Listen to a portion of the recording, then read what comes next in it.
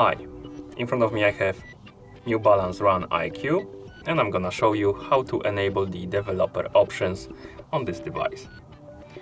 First, we need to wake up the screen on our watch. You can do it by tapping on the screen or pressing the middle button.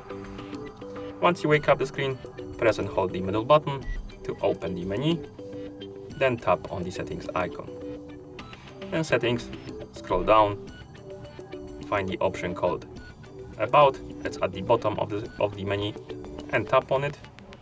Here, scroll down, find the option called Build Number, right below the serial number, and start tapping on build number. Keep tapping on build number until you see you are now a developer message. Now we can swipe right on the screen to go back, and you should see the developer options below the About. Tap on it to enter the menu, and here we have the list of developer options we can enable or disable.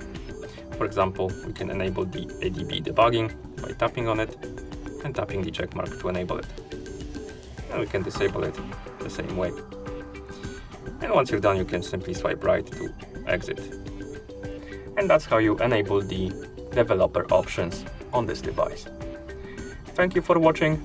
If you found this video helpful, please consider subscribing to our channel and leaving a like on the video.